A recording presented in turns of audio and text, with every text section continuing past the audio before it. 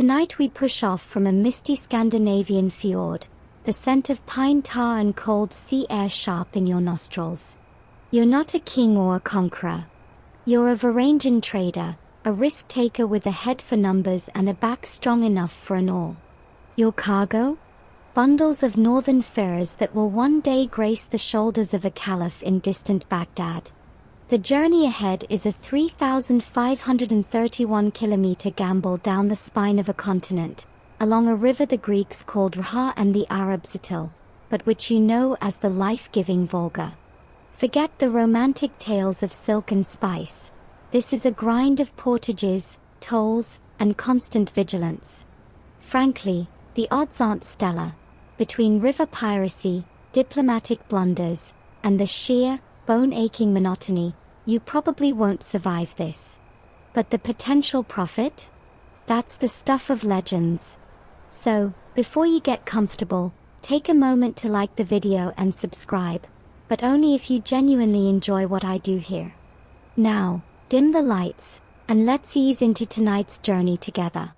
Your final port of call in the known world is Staraya Ladoga, a soggy, pine-staked fortress on the Volkhov River. It's less a town and more a fever dream of ambition and mud. The air is a permanent soup of wood smoke, fermenting honey, and the salty tang of dried fish. Here, you don't just load a ship, you curate a portfolio. Your principal asset is furs, sable, marten, fox, and the coarse, warm pelts of beaver, all packed tight with moss to keep them supple.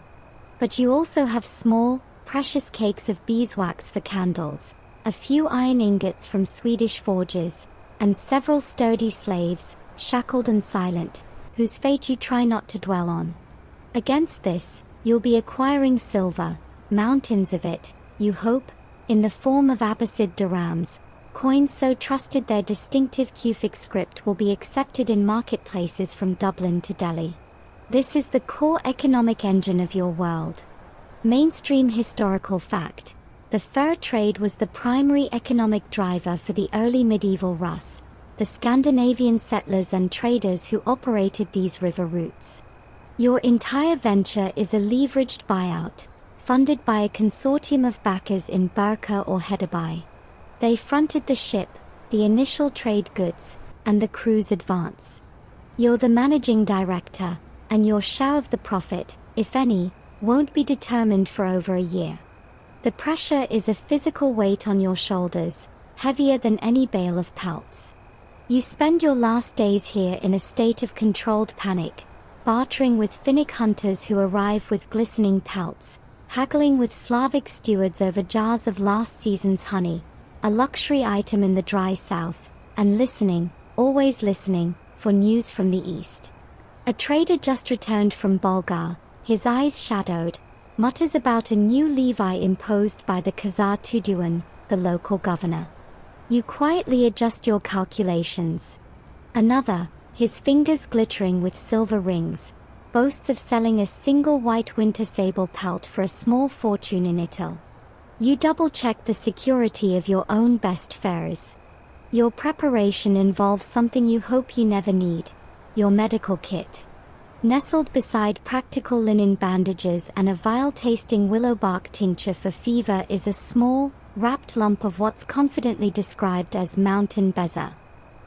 It's purported to be a stone from the gut of a mythical eastern goat, a universal antidote to any poison you might encounter in foreign courts. You suspect it's just a polished river pebble, but it's cheaper than constant vigilance, and it gives the crew a strange sense of comfort. Historians still argue whether trade routes like this were primarily peaceful commercial ventures or extensions of military-political raids, the famous trade or raid model. As you watch a crew of hard-eyed men from Gotland sharpening their axe blades with a little too much enthusiasm, you realize the line is thinner than a freshly minted dirham. Finally, the day comes. Your ship, a carvey with overlapping pine planks fastened with iron rivets, sits low in the water. It's not a Viking longship built for raiding. It's shorter, broader, with a shallow draft designed for river work.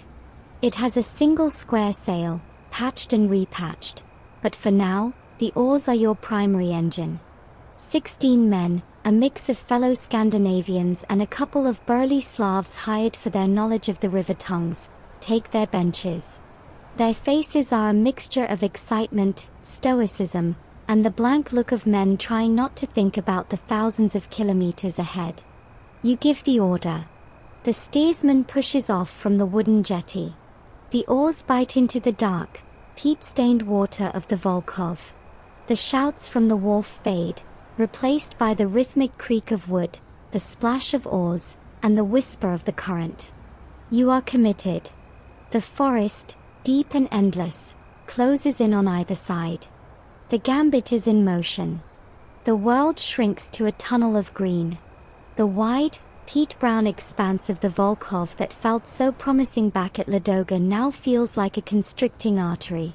Great pine and birch crowd the banks, their branches sometimes meeting overhead, casting the river in a perpetual, damp twilight.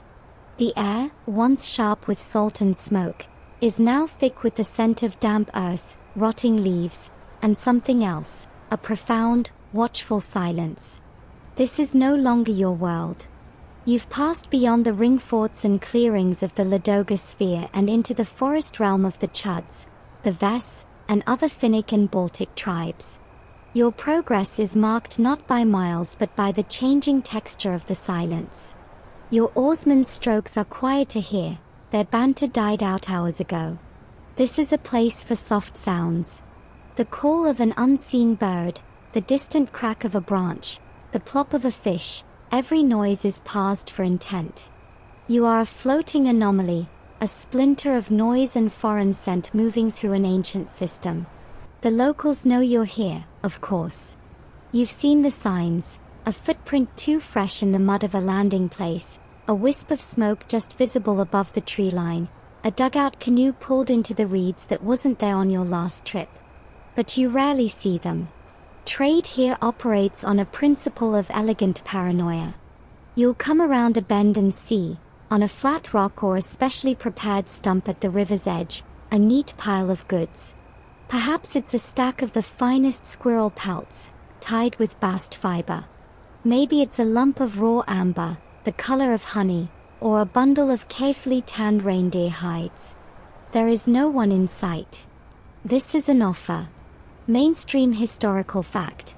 This silent trade or dumb barter system was a widespread and practical method of exchange between groups with no common language and a deep mutual suspicion.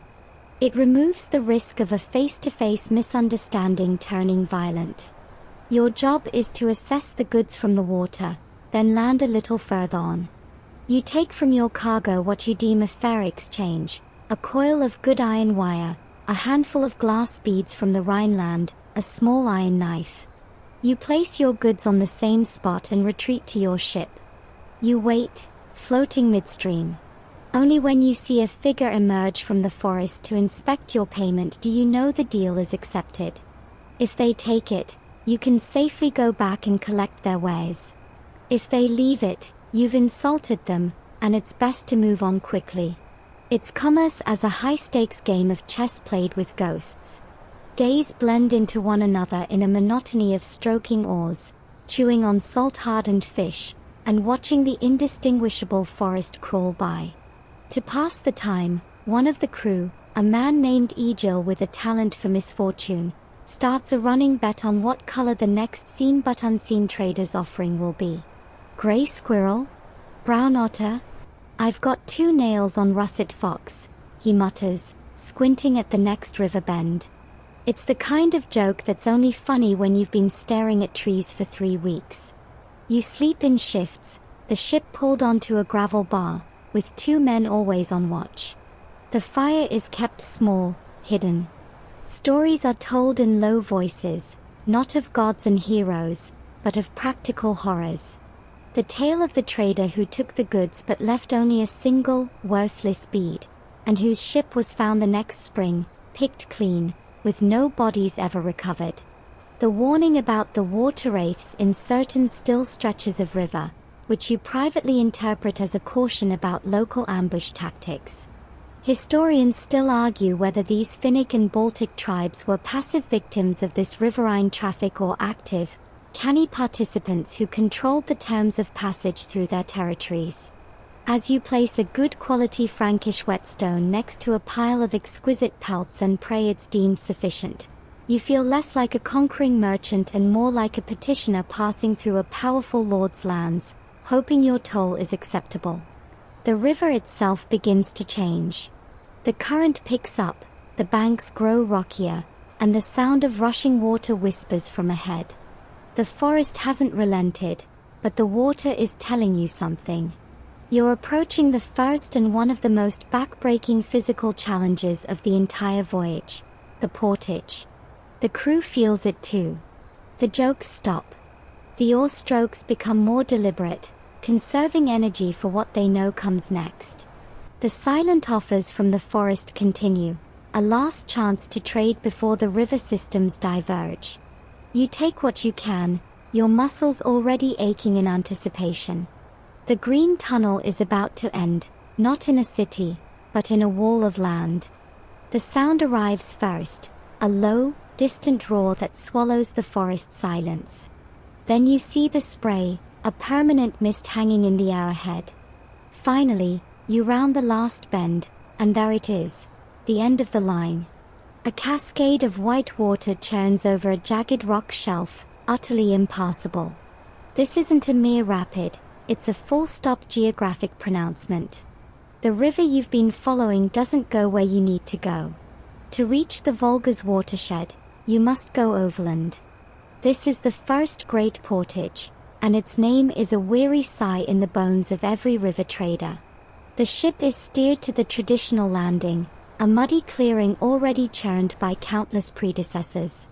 This is where the voyage transforms from a journey of navigation to one of raw, brute force logistics.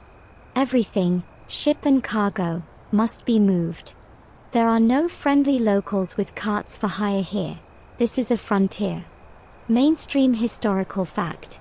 These portages, Voloki and Slavic, were the critical, non-negotiable choke points of the river trade routes, determining which goods moved and how profitable a trip could be. Your vessel's shallow draft and relatively lightweight are the result of centuries of design evolution specifically for this moment. The procedure is ritualized by hardship. First, you and the crew unload every single item. The bales of furs, suddenly feeling twice as heavy, are carried up the bank and stacked under oiled leather sheets. The wax, iron, and honey jars follow. The slaves, their shackles checked, are put to work as porters under close guard. Then comes the ship itself. Using logs as rollers, you and the crew wedge levers beneath its hull. On a shouted count, you heave. The wooden groans are symphonic, the ship's, and your own. An inch. Another inch. It's a battle of millimeters. The path ahead is a slick, infamous track worn 6 feet deep into the earth by countless keels. It's less a road and more a linear swamp. Mosquitoes rise in black clouds from the stagnant puddles. It doesn't have real words, just a series of grunts, curses, and rhythmic groans established by the lead man at the bow. Hup, heave, ya, slip, damn it. It's not melodic, but it's vital. It synchronizes the heaves of 16 exhausted men, turning a chaotic struggle into a barely coordinated creep. To an outsider, it sounds like a group of men dying slowly. To you, it's the sound of progress. You take your turn on the levers, your hands blistering even through calluses, your back screaming in protest. This is the great equalizer. The trader with his mental ledger and the oarsman with his simple strength are reduced to the same animal state. Heave, rest, heave. Your sophisticated economic venture is currently just a very heavy piece of wood stuck in mud. The historical debates about grand trade networks feel absurd here, ankle deep in muck. Historians still argue whether the Rus primarily used human labor or oxen for these major portages. As you watch Egil, purple-faced, trying to shoulder a log that slipped from under the stern, you have your answer. It was whatever and whoever didn't give out first. The distance is only a few kilometers, but it consumes 2 full days of dawn to dusk agony. At the end of the first day, you camp by the ship, halfway along the trail, too exhausted to even build a proper fire. You eat cold porridge and listen to the men's snores, mixed with the moans of sore muscles. The forest feels closer here, pressing in on your miserable little clearing. You post a double watch. On the second afternoon, with a final, collective scream of effort, the ship's stern slides into the water of the new river system, a tributary that will lead you to the Volga. The sense of relief is physical, a cool wash over your fevered exhaustion. But the work isn't done. Now you must reload everything, a task that feels curiously lighter. The river here is different, swifter, clearer. It flows south. You're in the Volga's watershed now. As the last bale is stowed and the crew collapses onto the rowing benches, not to row but just to sit, you allow yourself a moment. You've passed the first true test. The forest realm is behind you. Ahead lies a different world, one of princes, politics, and proper markets.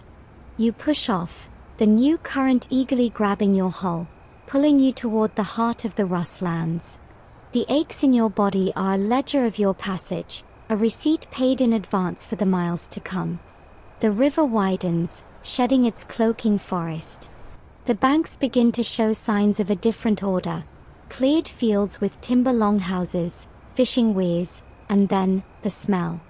It hits you before you see the city, a colossal, complex odor of wood smoke, baking bread, rotting fish, tanning hides, and humanity. It's the smell of density, of thousands of lives piled together. Then, you hear it, a distant, oceanic roar. As you round the final bend, Novgorod the Great reveals itself, and it is, frankly, a beautiful, terrifying mess. Sprawling on both sides of the Volkhov River, it's a chaos of wooden churches with onion domes, fortified merchant yards called dvors, and crooked streets climbing up from the waterfront. The wharf is a solid, seething mass of motion. Ships from Gotland, Denmark, and Svealand are tied up alongside Slavic river boats and flat-bottomed barges. Cranes squeal as they swing cargo nets. Porters, bent double under sacks of grain or blocks of amber, move in ant-like streams. The air is a babel of Norse, Slavonic, Finnish, and the pidgin trade speech that blends them all. This is the first true market, the place where the goods of the north are consolidated and where the rules of southern trade are learned. Your immediate task is to pay respects and secure permission. Novgorod is a merchant republic, ruled not by a king but by a vesh, a town assembly of boyars and wealthy merchants whose debates can be heard, and often turn into fistfights, in the square near the detonates, the wooden citadel. You present yourself and your cargo to the local posadnik, a sort of mayor and chief tax collector rolled into one. His agents, sharp-eyed men with wax tablets, inventory your fares with practiced speed. The toll is steep, taken in kind from your best pelts, but it grants you the right to trade within the city and, crucially, the promise of the prince's justice. It's an insurance policy. Mainstream historical fact. Novgorod's wealth and political structure were fundamentally built on its control of the northern trade routes, acting as the funnel through which Baltic goods reached the Volga and vice versa. You are now inside the machine. You spend days in the Torg, the marketplace, swapping some of your lesser fares for specialized goods that fetch higher prices downriver, finer Slavic linens, small amphorae of that prized honey, and, most importantly, information. You drink sour kvass with a Bulgar trader who warns that the silver flow from the Abbasid mints has slowed this season. You listen to a Khazar Jew complain about new customs officials in Itil who are creatively interpreting the tax codes. Then, you witness the justice your tolls pay for. A commotion erupts near the wharf.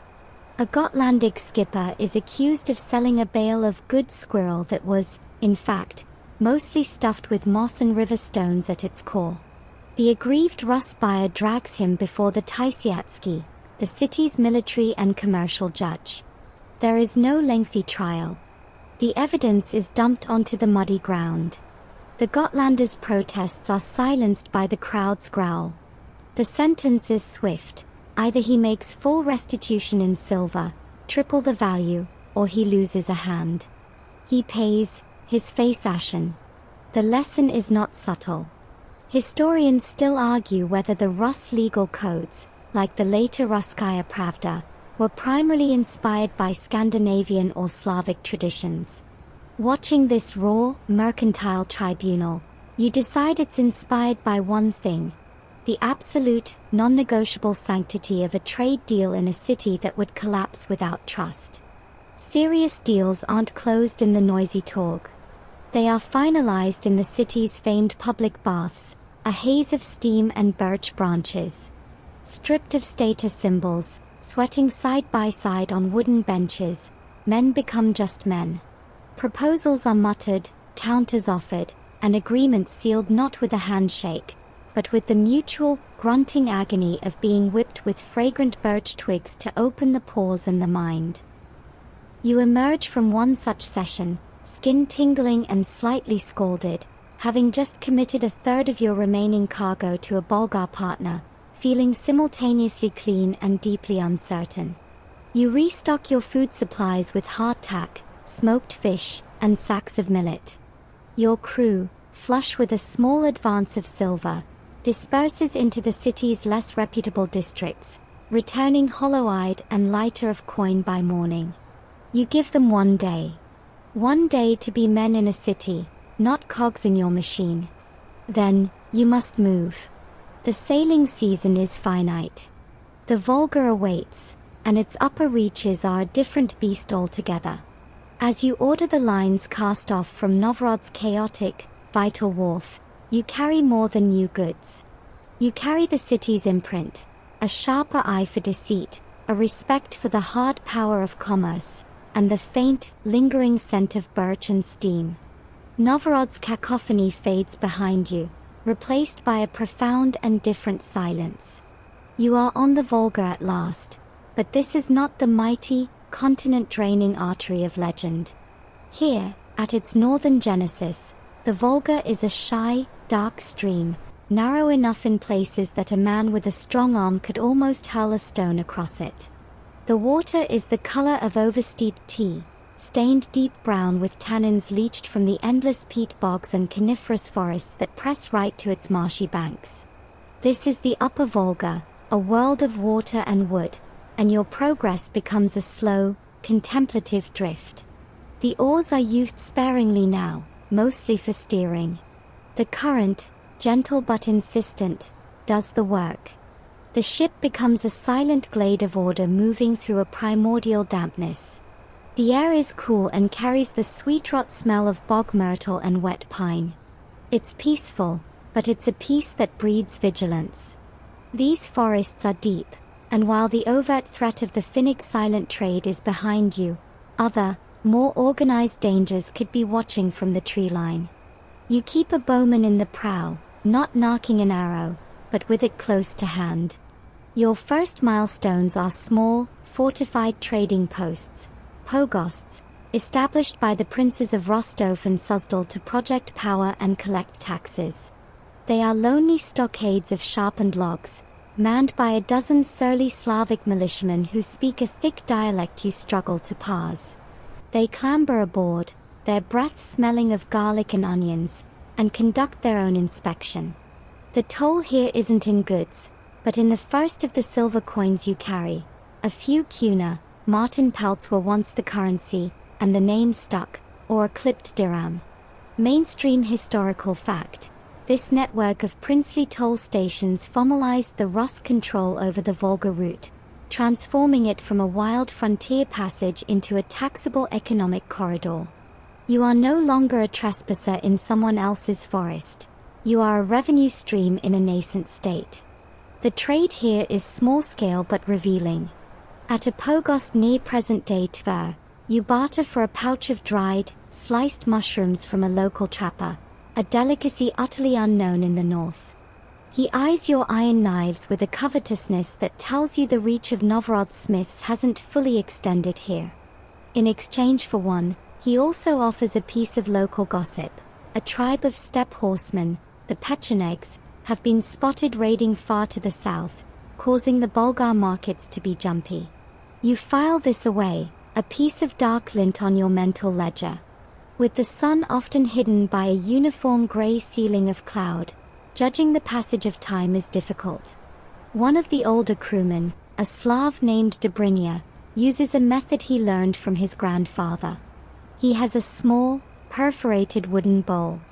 He fills it with Volga water and lets it float in a larger basin. The dark, peat-stained water leaks through the hole at a remarkably consistent rate.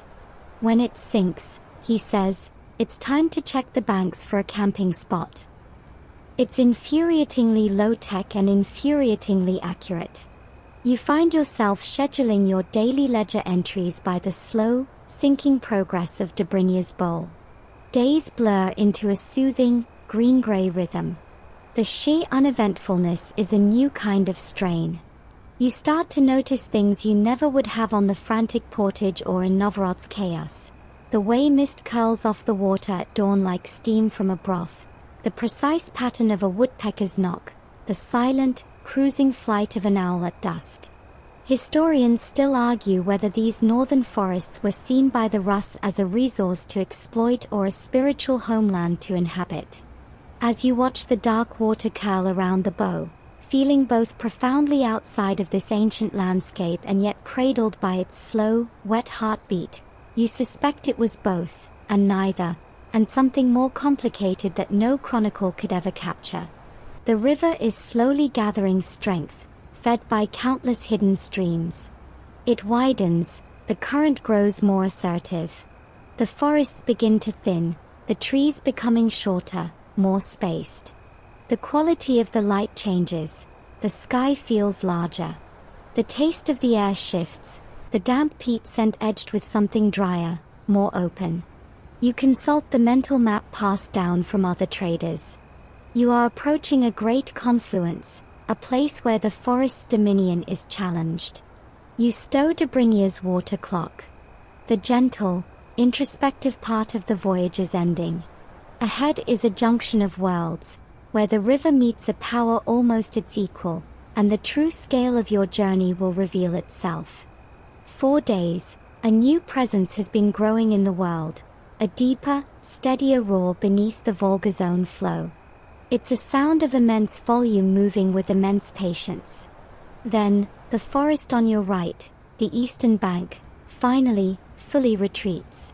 The land opens into water meadows and sandy bluffs. And there it is. The Oka River doesn't so much join the Volga as it confronts it. A vast, silty expanse of water, nearly as wide as the Volga itself, pours in from the west. The confluence is not a meeting but a tumultuous marriage of currents, a churning, whirlpool-strewn boil of water that seethes for half a mile downstream. This is more than geography. This is a political and cultural frontier. You have reached the borderlands. On the high western bluff overlooking the Oka's mouth, a stark timber fortification glowers down. This is a Rus princely outpost of a different breed than the lonely pogosts. Its stockade is taller, its towers more numerous. Flying from a high pole is a banner you recognize, the sign of the Prince of Murom or Ryazan, a client of the great prince in Kiev. These are the marcher lords, the border guards of the Slavic world. Their jurisdiction ends here. Beyond the Volga's eastern bank lies the beginning of the endless sea of grass, the steppe. Their fort is here to control the confluence, the most vital strategic choke point on the middle Volga, and to extract a premium for the privilege of passing from one world into another. The inspection here is thorough, slow, and imbued with the tense boredom of frontier garrison life. Soldiers in ringmail coats board your ship. They are less interested in your cargo than in your arms, your numbers, and your intent. You are for Bulgar, and then the Caspian, their captain asks, his eyes scanning your crew's faces. You confirm. He grunts. The Stern, the weight, is low this season. The pechenegs are restless. They look for easy crossing points. He's not offering advice, he's stating a factor in the risk calculus of your passage. His toll is heavier, taken in silver and in one of your good iron ingots, a valuable commodity on a wooded frontier. In return, you receive a small, carved wooden pass. It means nothing to the steppe tribes, but it tells the next Rus outpost you've paid. Mainstream historical fact: control of river confluences, especially the Oka-Volga meeting, was paramount for the Kievan Rus princes, as it was the gateway to the lucrative eastern trade and the front line against nomadic incursions. From the bluffs, you get your first true, panoramic view of the steppe. It's a sight that empties the mind. To the east, the world simply unfolds. A vast, gently undulating plain of yellow-green grass stretches to a horizon so distant it curves. The sky, now fully unleashed from the forest, is an enormous dome of pale blue. The scale is all wrong. After weeks in the closed, intimate world of the river forest, this openness feels like exposure, like being stripped naked. The wind here has a new voice, a constant, sighing hiss through the grasses, uninterrupted for 1,000 miles. Below the fort, on a rare patch of flat, dry ground, a spontaneous, tense little bazaar springs up. It's where the two worlds touch, briefly and with suspicion. Rus traders from the fort sell bread, beer, and repaired metal goods. From the steppe side, a few daring pecheneg or Mordvin riders appear, staying on their small, shaggy horses. They trade lumps of rock salt, strange cheeses, and information for bits of metal and glass. The trade is conducted with goods laid on a cloak, each party retreating while the other approaches. The silent trade protocol, it seems, is universal where trust is absent. You acquire a skin of fermented mare's milk, kumis, from a steppe rider. One sip is enough. It's sour, fizzy, and smells of the horse itself. Your crew grimaces and laughs, but you force some down. It's an acquired taste you may need to acquire. Historians still argue whether the relationship between the Rus and the steppe nomads was one of perpetual conflict or a more complex symbiosis of trade and raid. Watching the riders, who seem to be all hard angles and watchful eyes, you decide symbiosis is just a scholar's word for a tense, armed truce that benefits both sides until it doesn't. You spend a nervous night anchored in the lee of the fort, the great confluence murmuring nearby. The campfires of the steppe riders twinkle like low stars on the far plain, impossibly distant.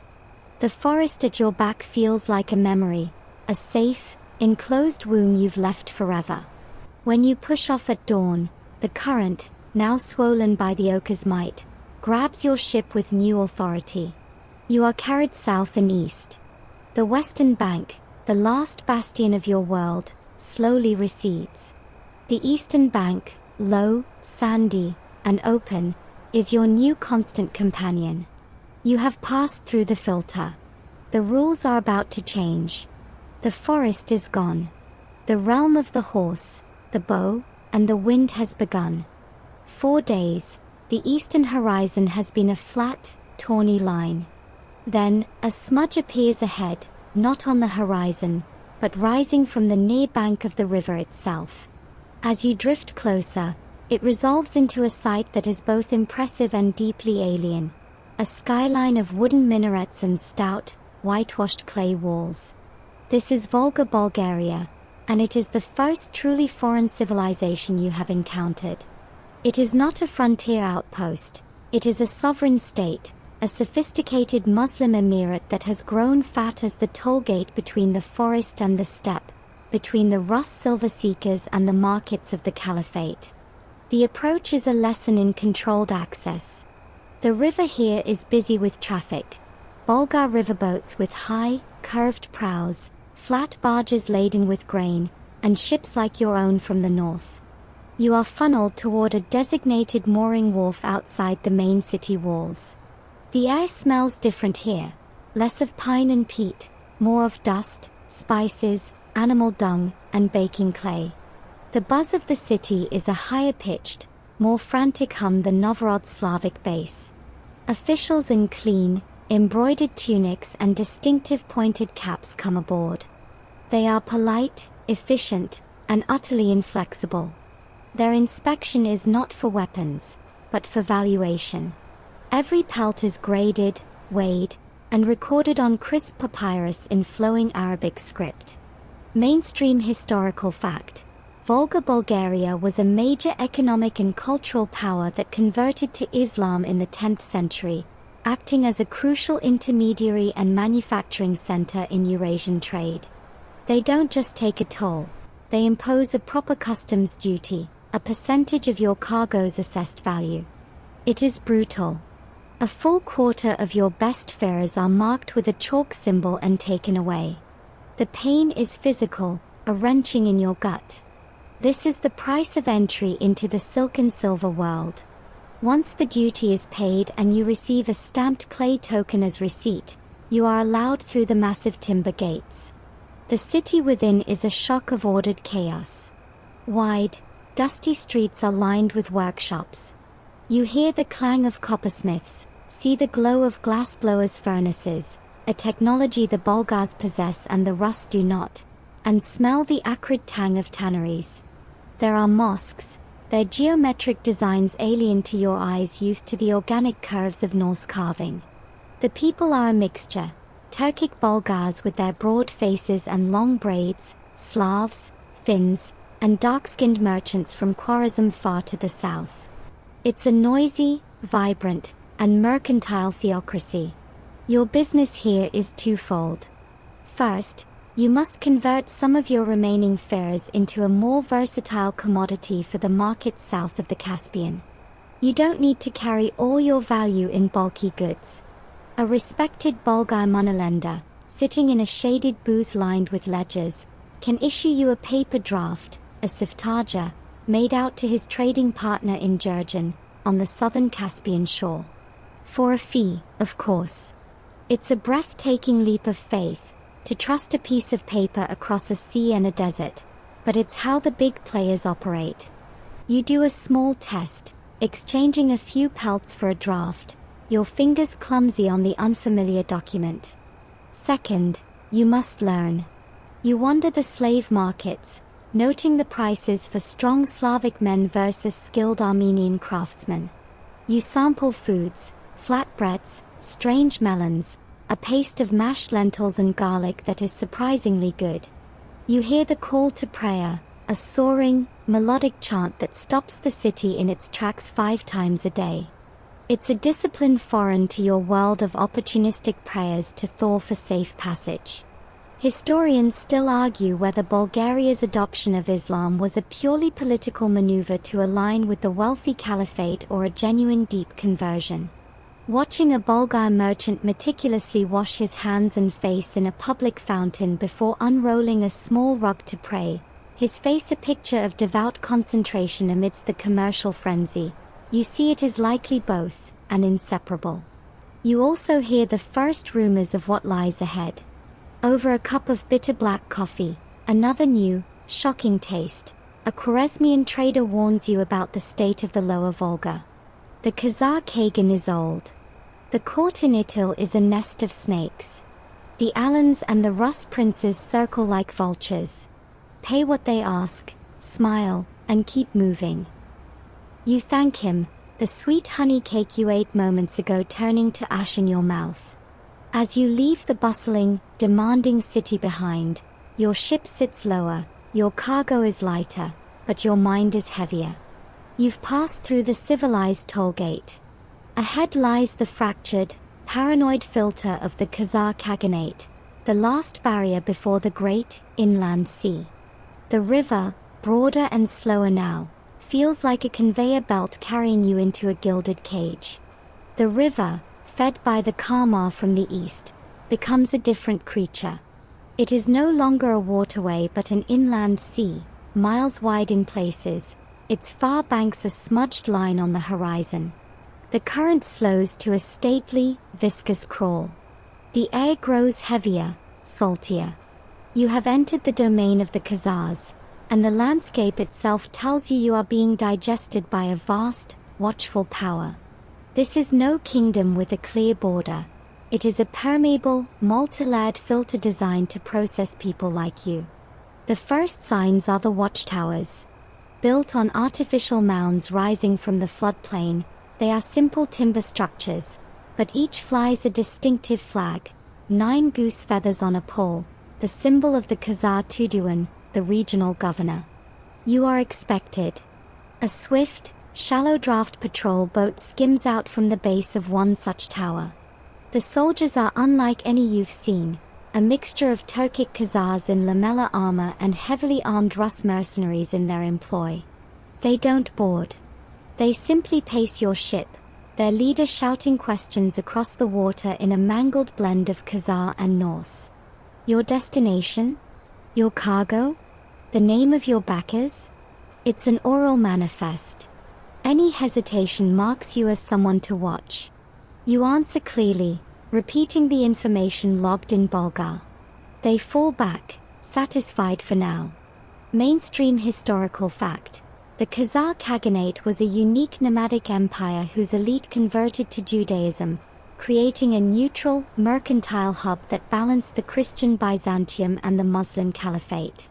Their power was based not on conquest, but on control of trade routes, of information, of the movement of people like you. You are not entering a country, you are entering a system. Days later, the capital, Itil, appears. It is not a single city, but a sprawling, seasonal agglomeration on the vast delta. In summer, it's a tent city of felt and silk. In winter, the court moves to permanent brick structures. The effect is disorienting, a mirage of shifting power. You are directed to the Rus Quarter, a damp, crowded island in the delta where all northern merchants are required to reside. It's part guest house, part ghetto, part prison. Your ship is inspected again, more thoroughly. Your clay token from Bulgar is examined, your remaining cargo revalued. The duty is levied, this time in silver dirhams you've acquired. The process is cool, bureaucratic, and leaves you feeling transparent. Then comes the real filter, identity. A samba, bearded man in a black robe, a kahal judge, visits the quarter. He questions you not about goods, but about your people. You are Hus.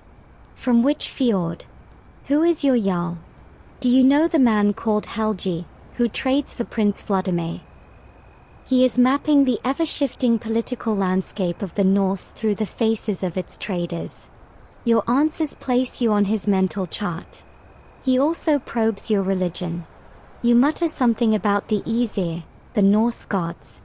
He nods, writes nothing, but his look says, pagan. That is a category here, one with specific allowances and restrictions. From your cramped quarters, you hear the Muslim call to prayer from one quarter, the clang of Christian church bells from another, for the Byzantine and Alans have their quarters too. And on the Sabbath, a profound, solemn silence from the walled compound of the Khazar elite where Judaism is practiced. It is a city of parallel, non-intersecting worlds, held in tense equilibrium by the will of the Kagan. One night, a brawl erupts between a group of drunken Varangians and some Muslim merchants from Gurgan. It is over in minutes. Khazar soldiers on horseback surge into the quarter, not to take sides, but to quell the noise. The ringleaders from both groups are publicly flogged the next morning on the riverbank, their blood washing into the Volga. The message is clear. Your tribal loyalties, your gods, your grievances mean nothing here. You are a unit of commerce. Disrupt the flow, and you will be removed.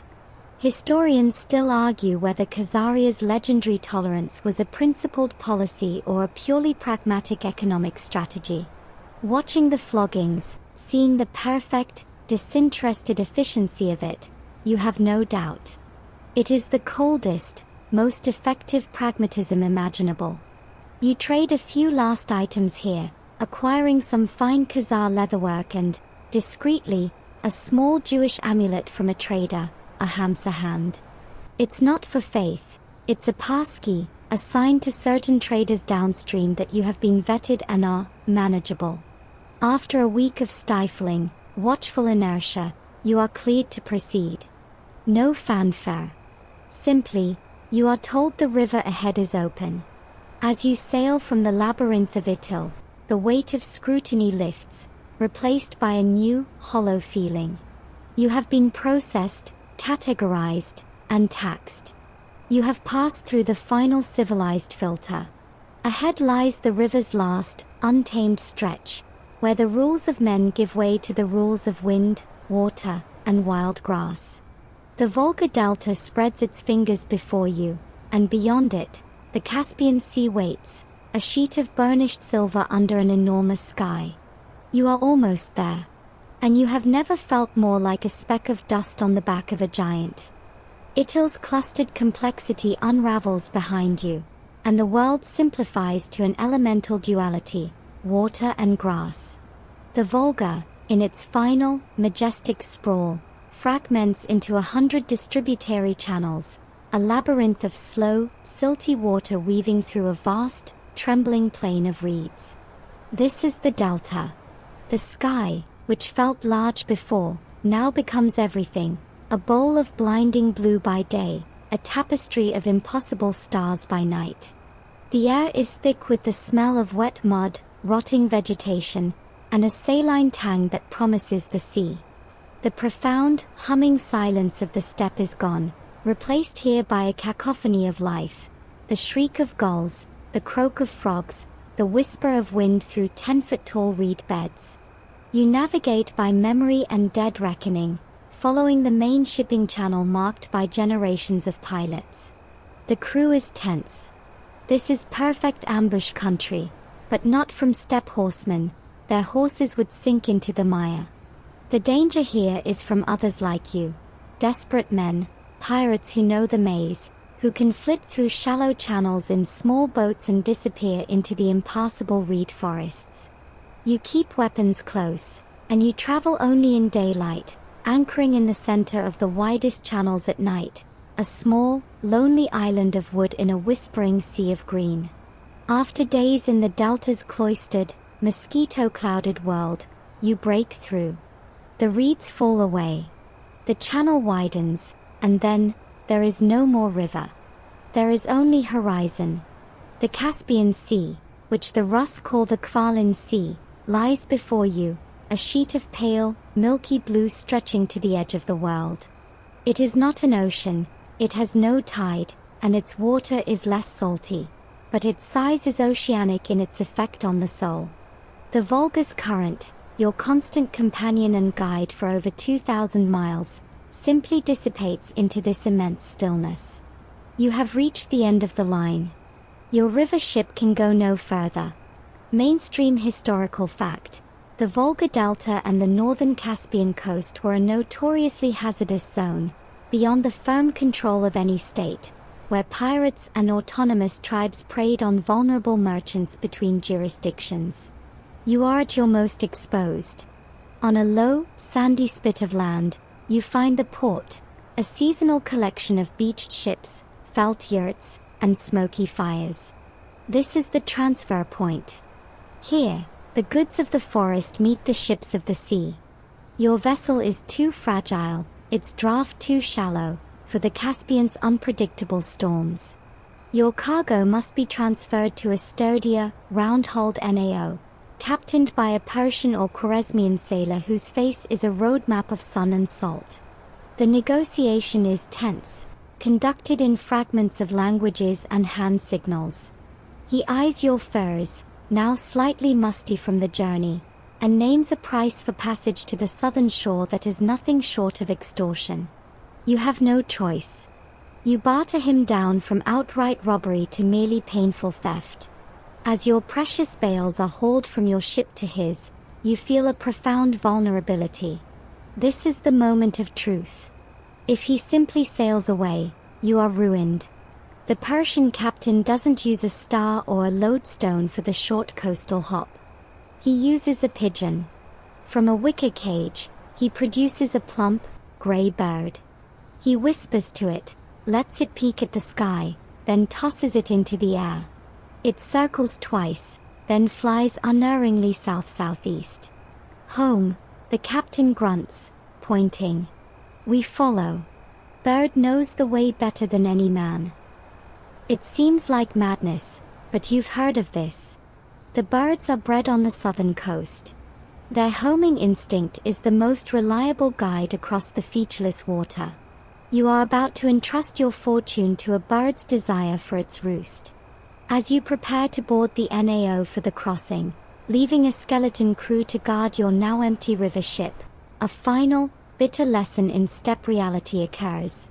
A band of horsemen appears on the shore, not a military patrol, but ragged, hard-bitten men with a mixture of Turkic and Alan features. They are the Shtan, the weight, the predators of this no-man's land. They do not attack. They simply sit on their horses, watching you transfer your wealth. Their leader rides forward, a grin missing several teeth on his face. He asks for a gift for safe passage, his hand resting on his bow. It is a naked shakedown. You calculate swiftly. A fight would be disastrous. You offer a roll of middling quality linen you'd held back. He spits, demands silver. You give him 5 dirhams. He takes them, bites one, nods, and wheels his horse away.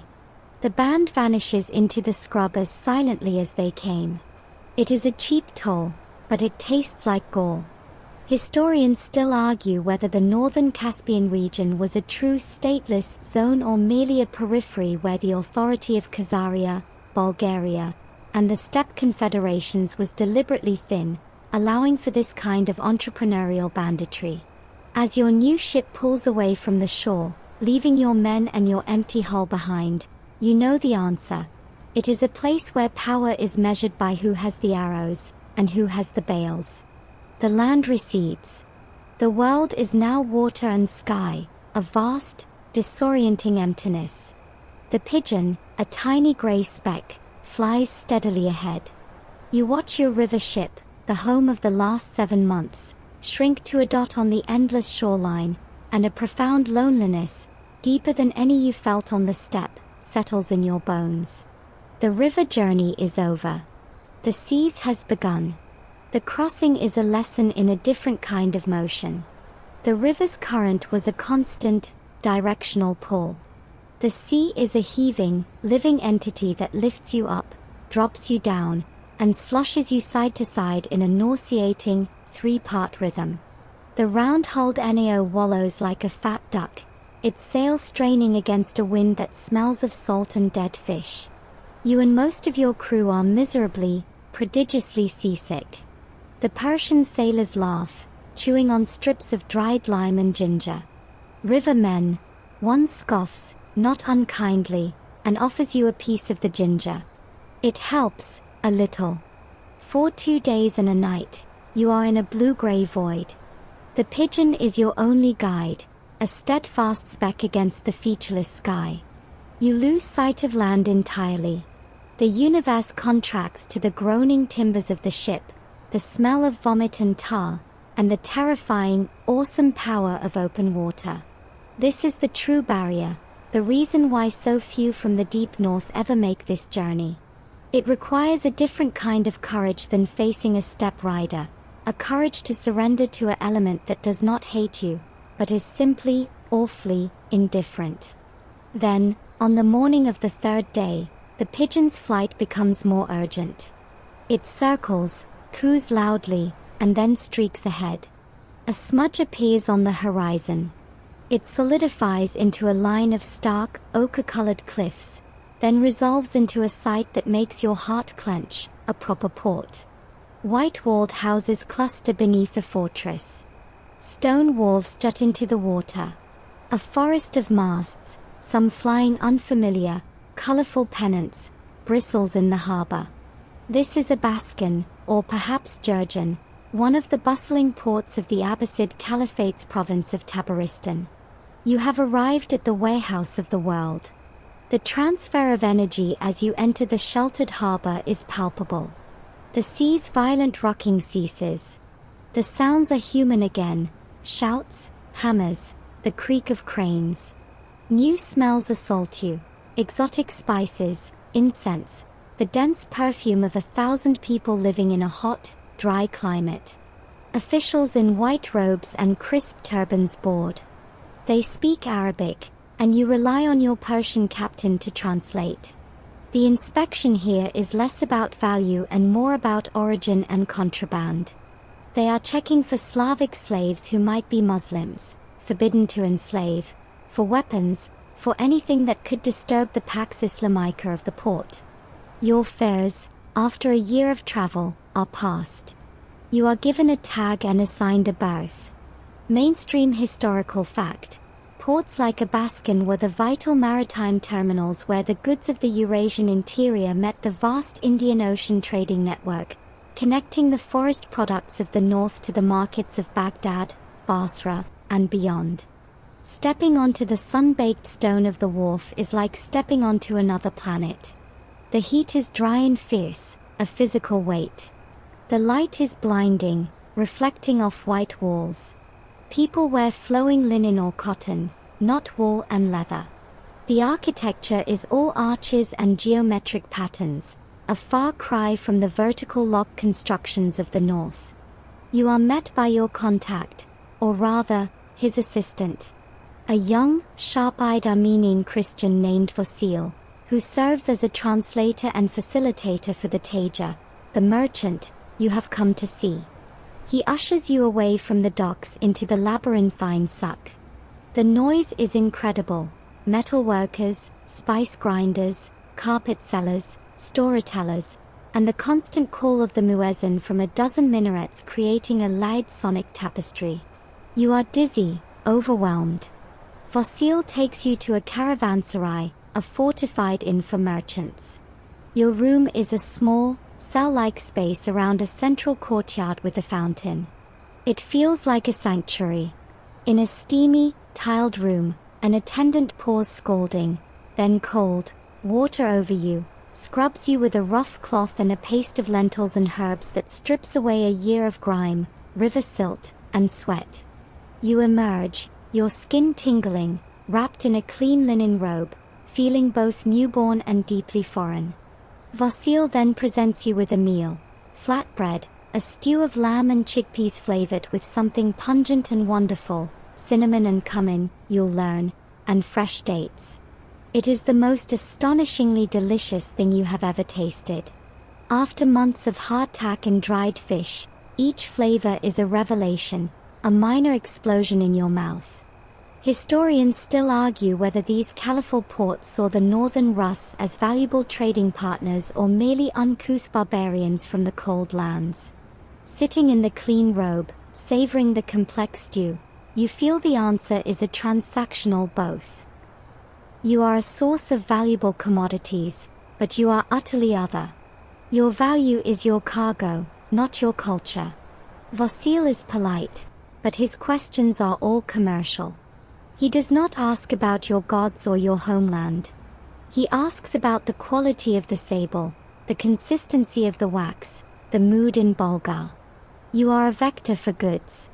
Tomorrow, you will meet the Tajer himself, and the final, most delicate negotiation of your life will begin. For tonight, you are clean, full, and safe. The immense, terrifying journey is over. The deal is about to be made. The negotiation is not held in a noisy suck stall, but in the shaded, serene heart of the Tajer's own warehouse.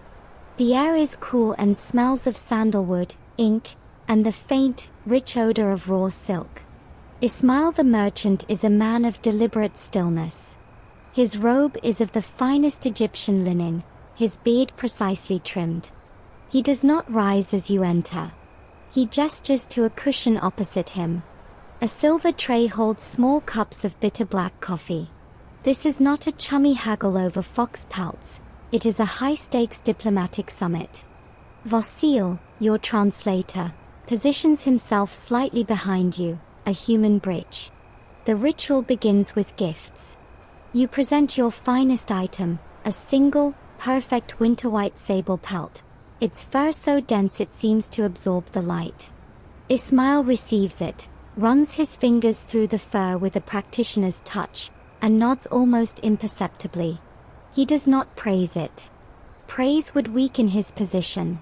His attendant brings forward his reciprocal gift, a length of delicate, iridescent silk from Merv, a cloth so fine it could be drawn through a signet ring. It is worth, you suspect, more than the sable. This is not generosity, it is a demonstration of scale. He is showing you the caliber of his world. Then, the dance begins. His warehouse boys bring in your cargo, bale by bale. Ismail inspects each one with a terrifying, silent scrutiny. He flicks a fingernail against a cake of beeswax, listening for its ring, a true sign of purity. He pulls a marten pelt to his cheek, testing its softness. He finds flaws you didn't know existed, a slight moth nibble on the edge of a hide, a streak of discoloration in the wax. Each flaw is noted with a soft click of his tongue, a mental deduction from your asking price. You counter with the realities of the journey, the Khazar tolls, the Volga duties, the sheer distance. You speak of quality, of rarity in the northern forests. Vasil translates, his voice a calm monotone, smoothing the edges off your Norse bluntness. Mainstream historical fact. The trade between the Rus and the Abbasid Caliphate was governed by complex rituals of trust and verification, as described by contemporary observers like Ibn Fadlan, who noted the precise, almost legalistic haggling over quality. This is the mainstream of high medieval commerce, stripped of romance. It's about tensile strength, weight, and the absence of insect larvae.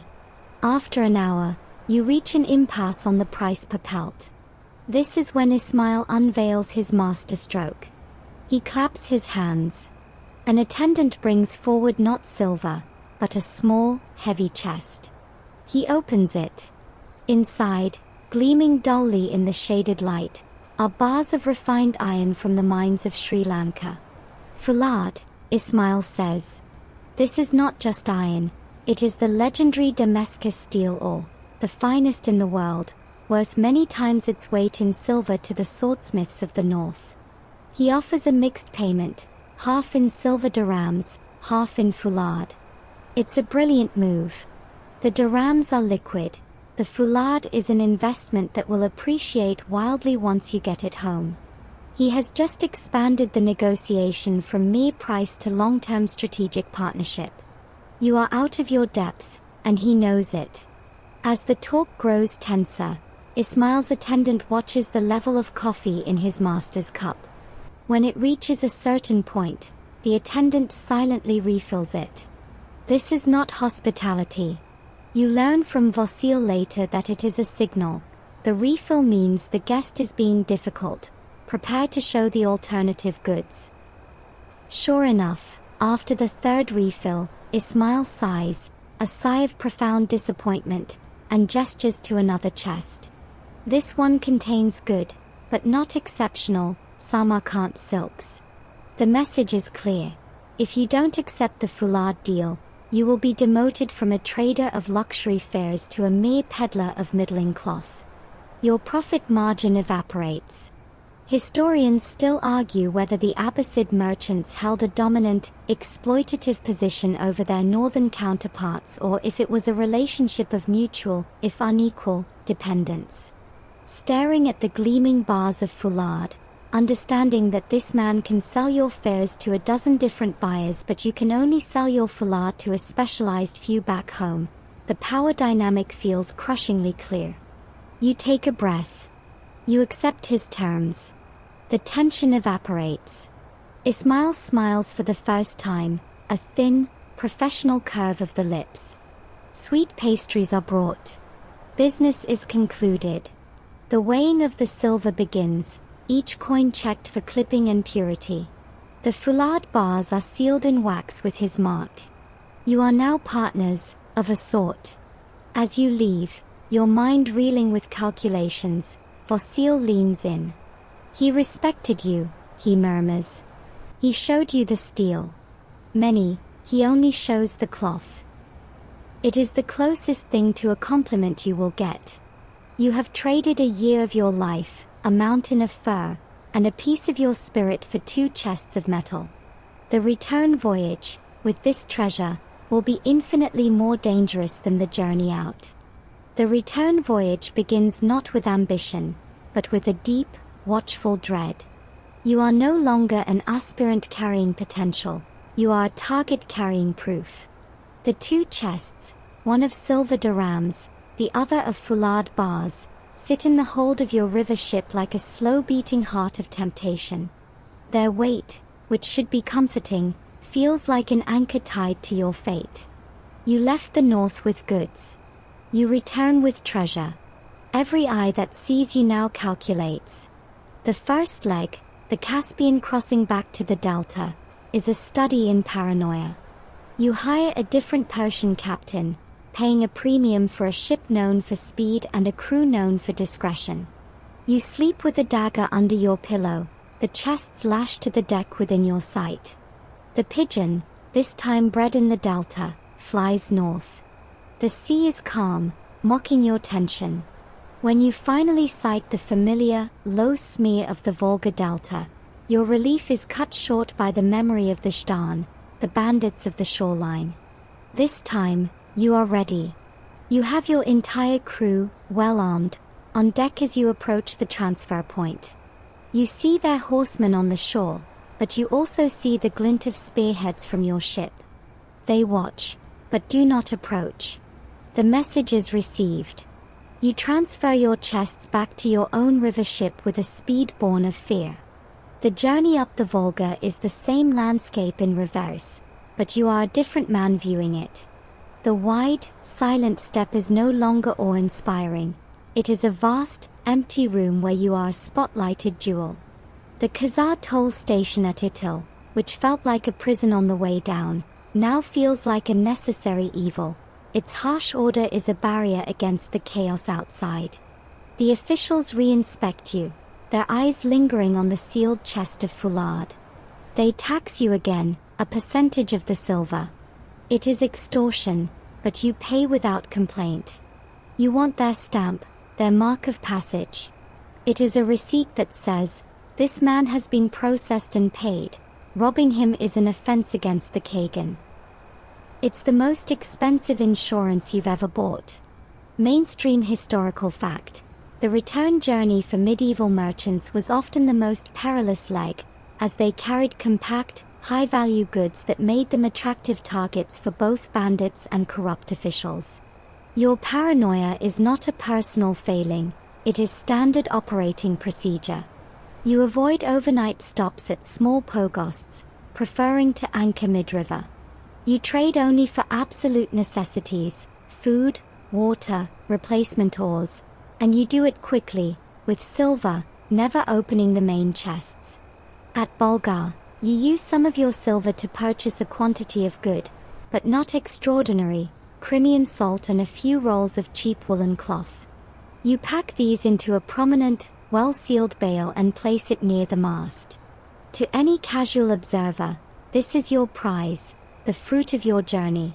The real treasure is hidden under false floorboards in the stern, beneath the ballast stones and the crew's sleeping pallets.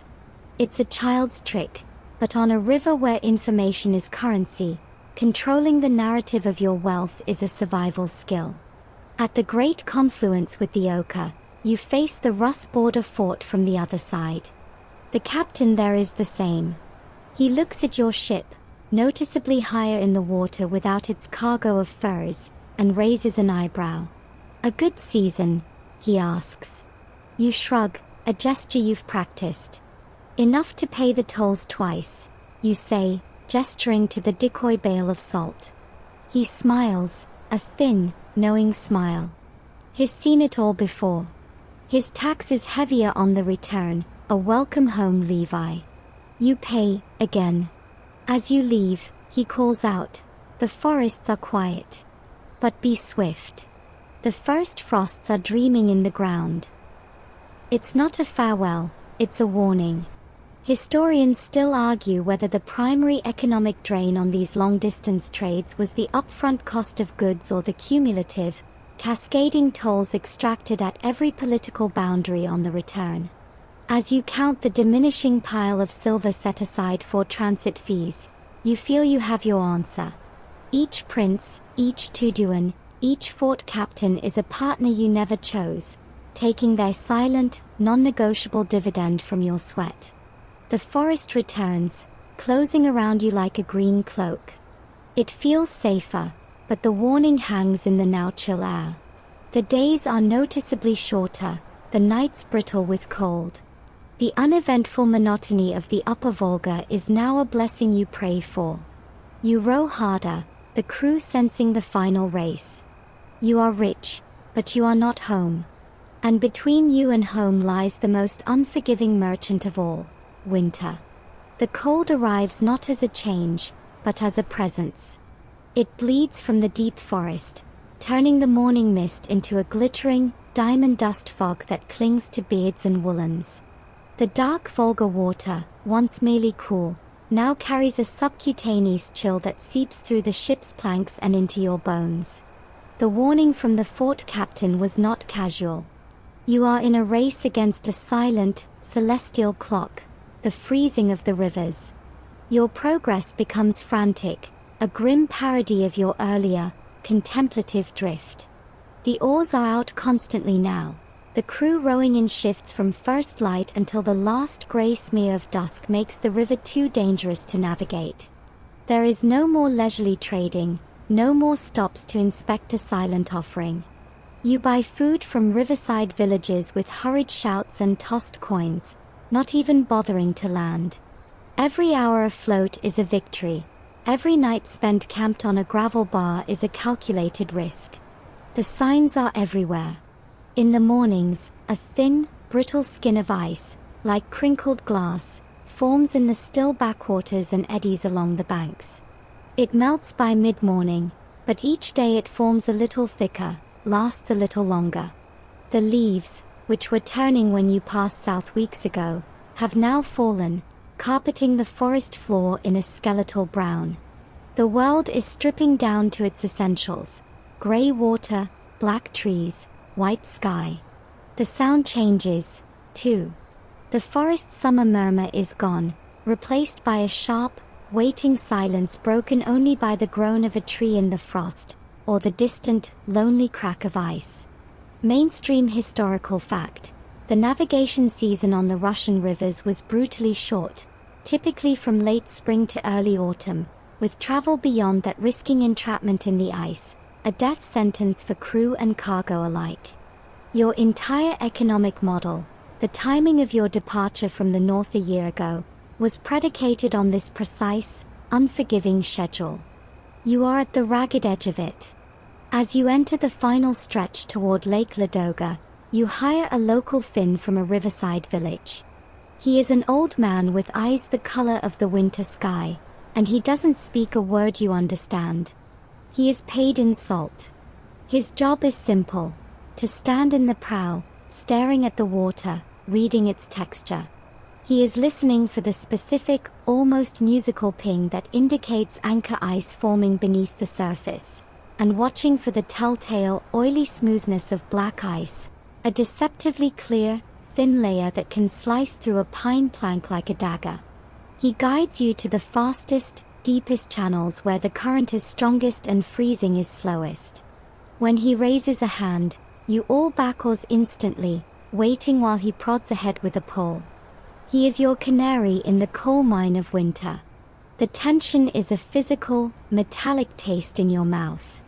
One cold, still night could do it. If the river closes behind you, you are trapped. Your options then are grim: abandon the ship and attempt to haul your treasure overland through the frozen forest, impossible, or wait out the winter in a hastily built camp, hoping your food and your security last until the spring thaw, unlikely. Every sunset is a terror. You wake each morning with a lurch of dread, rushing on deck to see if the world has turned to crystal overnight. Historians still argue whether the extreme seasonality of this trade forced the establishment of permanent winter trading settlements or if it simply winnowed out the unlucky and the poorly timed. As you watch your breath plume in the air, watching the old fins every twitch, you are not thinking about macroeconomics. You are thinking about the water in your skin bottle, already slushy, and the feeling in your toes. You are a biological organism trying to outrun a geological process. And then, one afternoon, you feel it. A subtle, familiar shift in the air. The cold is still biting, but the smell changes. The dry, sterile smell of deep frost is edged with a damp, peaty scent. You see seagulls wheeling ahead. The river widens, the current slows and becomes confused. The old fin in the prow nods once, a sharp dip of his chin, and points ahead. You have reached Lake Ladoga. The river has not taken you. You have made it to the Great Lake before the freeze. The relief is so profound it feels like a physical wound. You pay the old man a double handful of salt. He takes it, offers a ghost of a smile, and disappears into the gathering twilight, back to his forest. You push out into the open, wind-whipped water of the lake. The final, aquatic stretch to Staraya Ladoga is the most dangerous sailing of all, but the threat is from storms now, not ice. The ice closes in behind you, sealing the Volga away until spring. You have slipped through the closing door, your treasure intact. The race is won. All that remains is the final accounting. Lake Ladoga is a grey, heaving plain under a lid of low cloud. The crossing is a violent, shuddering ordeal of waves that crash over the bow and soak your chests. The crew, already exhausted from the final sprint up the river, is pushed to a new limit of endurance. They bail water with a frantic, silent rhythm, their faces gaunt with a year of travel. The euphoria of escaping the ice is gone, burned away by this final, cruel test. The lake is reminding you that no victory is complete. It is in this battered state, just a day's sail from Staraya Ladoga, that the journey claims its final, inevitable price. Egil, the man who bet on fur colors back in the forest realm, falls ill. It is not a dramatic wound or a violent fever, but a deep, wet cough that has been rattling in his chest since the icy winds of the upper Volga.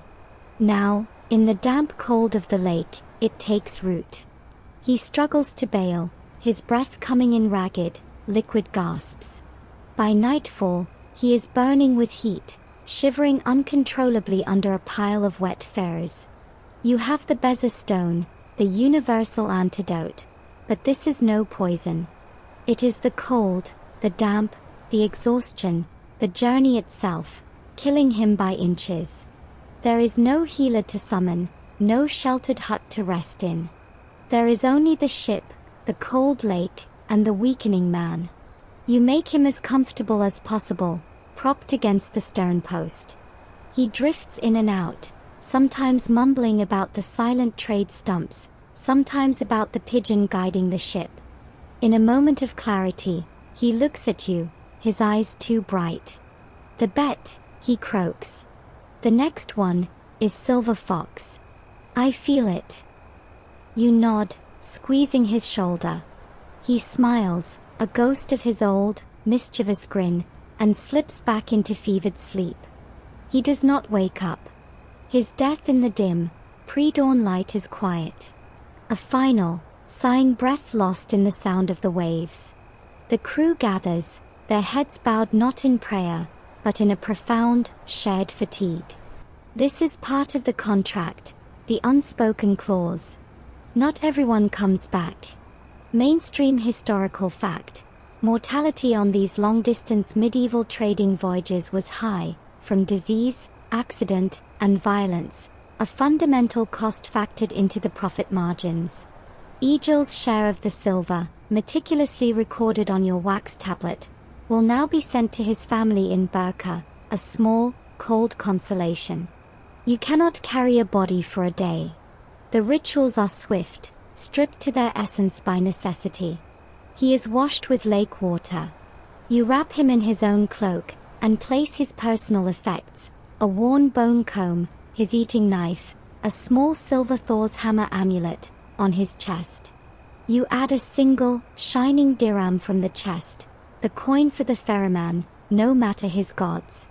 The crew finds 2 large, smooth stones from the ballast, tying them into the cloak with good, strong rope. As the weak, grey light spreads over the choppy water, you bring the ship to a stop. The crew lines the rail. You speak a few words, not of your gods or his, but of the journey. You speak of his strong back on the portage, his sharp eyes on the watch, his foolish bets that made the forest less monotonous. It is a eulogy of mundane endurance, the only kind that matters here. Then, on account, you and another man lift the weighted bundle. It is terribly, familiarly heavy, like a bale of the finest furs. You swing it once, twice, and release. It enters the grey water with a soft, final ploosh. The bubbles rise, glitter for a moment, and are gone. The ship drifts on. There is no marker, no mound of earth. The coordinates are the vast, empty expanse of Lake Ladoga, the depth unknown. He has an unmarked grave in the belly of the trade route that consumed him. There is no time for prolonged mourning. The wind is picking up, and Staraya Ladoga is close. The crew returns to their posts, faces set. But the economy of the ship must adjust. Egil's oar is taken up by the youngest crewman, who now pulls a double share. His sleeping space is redistributed. His absence creates a tangible void, a cold spot in the social fabric of the ship, but the machinery of the voyage must grind forward. Historians still argue whether these ventures were primarily communal enterprises bound by shared risk or purely exploitative engagements where labors were disposable assets. Watching the men row, their eyes avoiding the spot where Egil died, you know it is a bitter, necessary alloy of both. You needed his strength, they needed his share. The bond was real, and so was the ledger. You stand at the stern, watching the wake vanish into the grey vastness. The 2 chests of treasure sit amidships, their weight now morally complicated. A portion of that silver is stained with lake water and memory. The profit, when finally calculated, will have a line item written in no ledger: 1 man, left in the deep. The shore of home is ahead, but you are bringing back shadows along with the silver. The voyage is not over, but a part of it is already sinking, forever, into the dark. The palisades of Staraya Ladoga rise from the familiar, soggy shoreline, unchanged and yet utterly transformed. The same mud, the same smell of wood smoke and fish, the same shouted Norse curses from the wharf. But as your battered ship, its sail patched, its hull streaked with the silt of 2 continents, nudges against the rough-hewn timbers, you feel like a ghost returning to the land of the living. You step onto the jetty, and your legs, so sure on a heaving deck, betray you, buckling slightly on the solid, unmoving earth. A year of rhythm is gone, replaced by a strange, static ground. The unloading is a somber, efficient affair. Your backers are there, their eyes not on you but on the chests brought onto the wharf. The seals are broken. The silver dirhams spill into the morning light with a cold, musical clatter that draws a crowd. The foulard bars, duller but more significant, are hefted by the smiths among them, who nod appreciatively at their grain. The arithmetic of survival begins immediately. The ship's cost, the crew's advances, the shares for the backers, the tolls already paid, it is all subtracted from the gleaming pile. What remains is split. Your share, the reward for a year of gambled life, is placed in a stout leather bag. It is heavy. It is not enough. It is a fortune. You distribute the crew's shares. The payments are quiet, the men clutching their small pouches, their faces unreadable. They are already fragmenting, some heading to the alehouses to burn through the silver in a blur of forgetting, others making straight for smaller ships heading back west to Gotland or Svealand, carrying their earnings home. The community of the ship, the last year's only constant, dissolves in minutes on the muddy wharf. You pay a skald to compose a verse for Egil, to be sent with his silver to his family. It is the last act of your captaincy. Mainstream historical fact. The silver dirhams brought back from the Islamic world fueled the economy of early medieval Scandinavia, leading to a surge in wealth, trade, and social stratification back home. Your bag of coins is not an end, it is a catalyst. It will buy land, cattle, allegiance. It will draw you from the world of traders into the world of lords. The journey is over, but its consequences are just beginning to ripple. You walk through Ladoga, a stranger in a familiar place. The jokes in the tavern seem childish. The concerns of men who have never been beyond the Baltic feel trivial. You find yourself staring at the eastern forest line, your body still feeling the phantom current of the Volga. In the noise of the feast your backers throw, you realize you are listening not to the conversation, but to the languages underneath it. You catch a fragment of Slavonic from a guardsman, a word of Arabic from a coin, and your mind, unbidden, tries to translate. Your palate, too, is ruined. The strong meat tastes cloying, simple. You crave the sour tang of kumis, the complex bite of cinnamon. You have been unmoored from your own world. You visit the bathhouse, scrubbing away the last of the journey's grime. The scars remain, the knotted muscle from the portage, the permanent chill in your bones from the icy race north, the newer, deeper lines on your face that no steam can erase. You look like a trader.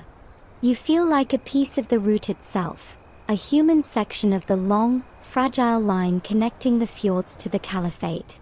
Historians still argue whether these long-distance journeys fundamentally changed the societies at their endpoints or simply reinforced existing power structures with new wealth.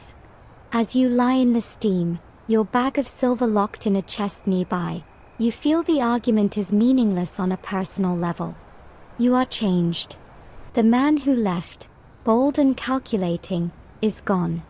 The man who returned is cautious, weary, and sees connections in everything. The world is both vastly larger and strangely smaller. Your business is not finished. In the days that follow, you settle debts, commission a new ship, and begin quietly acquiring trade goods for the next season. The silver is already moving, flowing back into the network. The journey is not an episode, it is a cycle. You will not go next year. Your body and spirit demand respite, but you will send a ship. You will be the backer now, the man calculating the risk from the safety of the wharf, waiting for the ghost of his former self to return from the east with another chest. As you stand once more on the docks, watching the mist curl over the river, you understand the true, uneventful voyage was not the one along the Volga. It is the one that continues here, in the heart, a slow, ceaseless current of memory and ambition, pulling you forever between the forest and the ford. The image of the river lingers long after the final coin is counted, doesn't it? Not the great, wide stretches under the steppe sun, but the quiet, dark water of the upper reaches, sliding silently between the endless trees. That soft, insistent current that carried all the fear and hope, the mundane hours of boredom that were the true fabric of the journey. The grand bazaars and foreign kings fade first, leaving behind the simpler memories, the feel of a smooth oar handle, the taste of stale water from a skin, the particular creak of your ship as it settled for the night. You made it. Through the silent trade and the shouting toll collectors, through the dust of Bulgar and the watching eyes of Itil, across the whispering steppe and the heaving sea. You brought the silver home. And though a part of you remains out there, in an unmarked grave in a lake, in a moment of laughter shared over a miserable campfire, in the wide-eyed wonder of first seeing a minaret against the sky, you are here. The fire is banked, the night is deep, and the immense, quiet world you traversed is at peace. Let the current of sleep take you now, gentle and slow, carrying you to dreams of still water and familiar shores. Rest. The voyage is done,